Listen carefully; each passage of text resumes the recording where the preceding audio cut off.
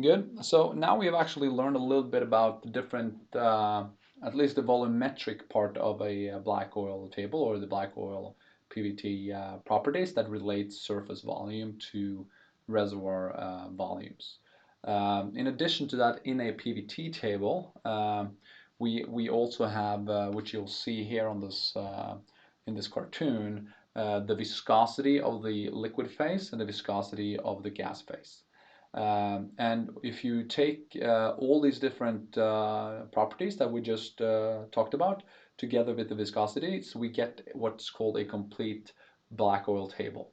And as the is inherent in this word, it is a table that represents different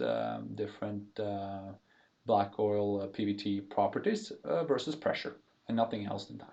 And it's very, very powerful, and it can be used to and in a lot of different engineering software. It can be also used for a lot of different engineering analysis, where reservoir simulation is one of them. RTA and PTA is or like well testing analysis is another. Pipe flow calculations, process reserves calculations, and probably many more. But for us to at least have an okay understanding of what a black oil table is, we need to have a short recap of actually what is a black oil table. And a black oil table is a two-component PVT model where we have one component that is liquid that we typically call the oil part of the table, and the other one is gas. So for those of you who have done equation of state model development or compositional reservoir simulation, etc., you would have a multi-component PVT model, maybe with 10 or up to maybe 50 different components, and you can kind of say that a PVT black oil table is a two-component equation of state with some simplifications. So for each of these different components, we have defined three different properties. The first is the composition. So what is actually this, call it fluid, composed of? And that's baked into either this solution GOR that we just talked about, or this solution CGR if we're talking about the gas phase. Similarly, it's the formation volume factor that relates surface volumes to reservoir volumes, which is the BO for the oil phase and the BGD for the gas phase.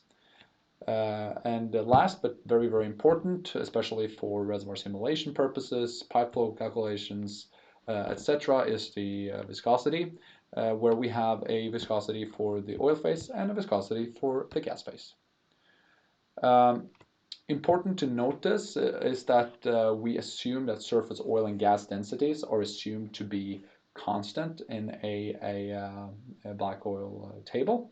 That means that we assume that the surface oil that originates from reservoir gas and the surface oil that originates from reservoir oil has the same density, which in reality is not true, but it is or at least in most cases, this is a simplification, but for the purposes of reservoir simulation, this is many times more than good enough. And the same goes for the average densities of the surface gas. And that's just an assumption built into the black hole table.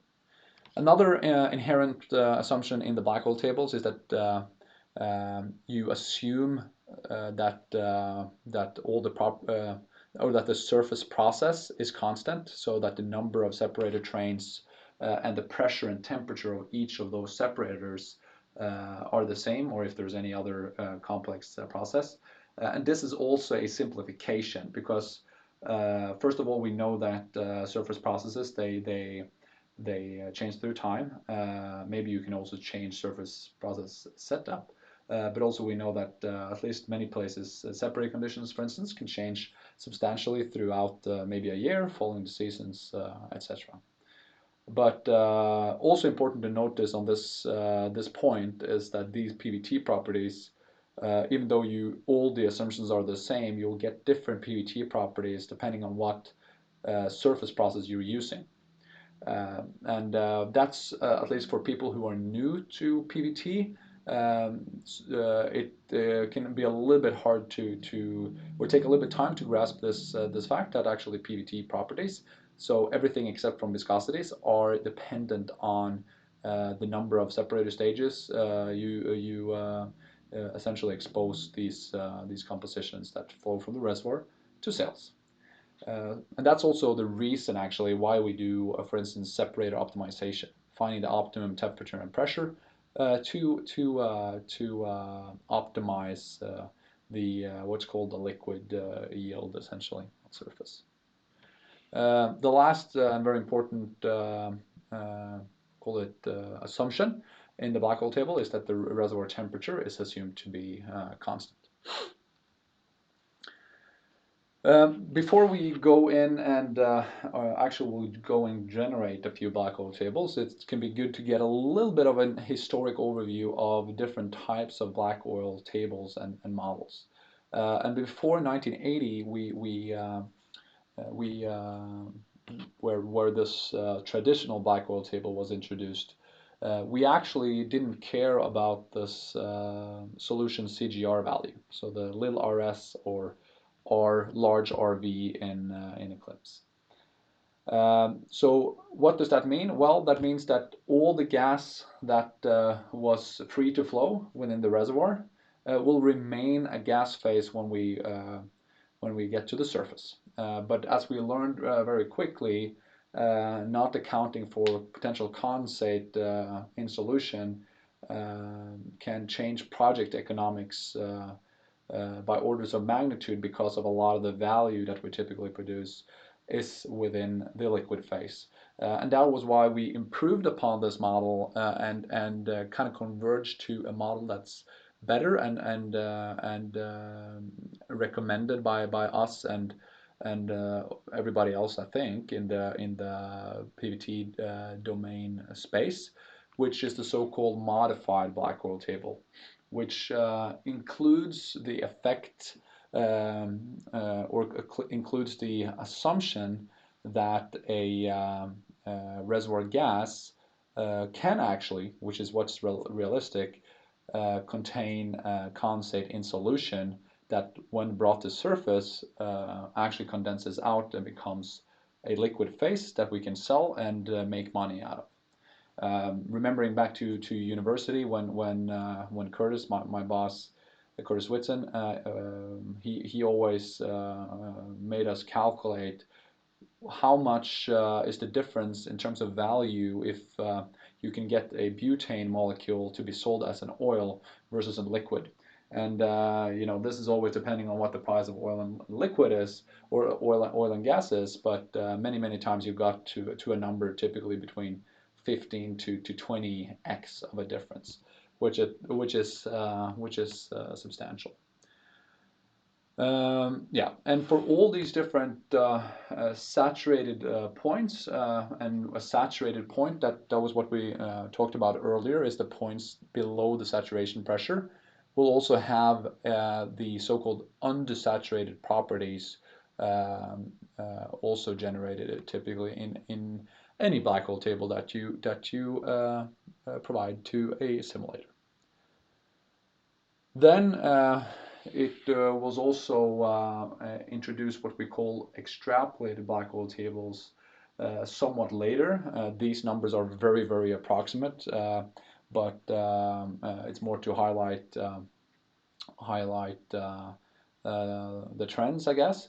And an extrapolated black hole table, you extrapolate to saturated points that is above that the highest saturation pressure that you had in your reservoir. So if you look at this particular slide right here, if we, for some reason, whether it's pressure buildup, whether it's something else, maybe this sample wasn't representative of our reservoir, who knows, but let's say we would like to represent saturated properties above 500 psi, we would not have this in this particular table. So there was developed a lot of different techniques that is covered in that advanced class to extrapolate these curves up to typically a critical point if that can be found.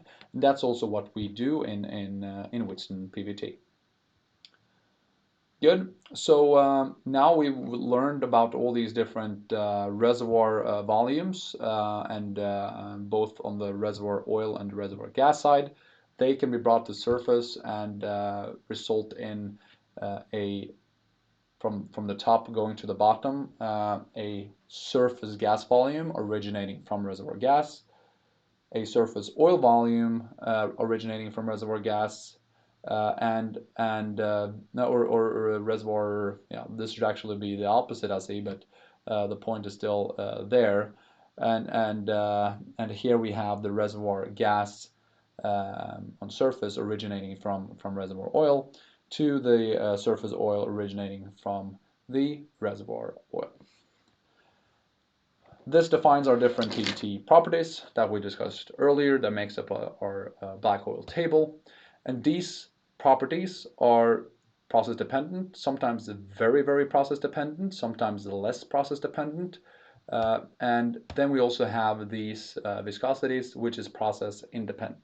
So it doesn't matter what surface process you have, the reservoir viscosities or the viscosities in general will not be affected by changing separator conditions, the number of stages, etc. Good. The last thing to note is that when we create a black oil table in Whitson PVT, we always create that from an equation of state. And these are also topics covered more in advanced classes, but the requirements to do that is obviously to have an equation of state. And when we create equations of state, we create field-specific equations of state that honors the relative paraphenicity and aromaticity that's quality unique and describes the fluid characteristics of a particular basin, of a particular field, etc.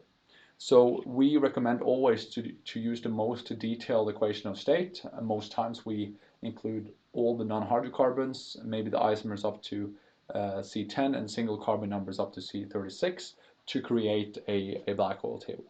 Then you need an in situ representative composition. A composition is just the amount of different molecules.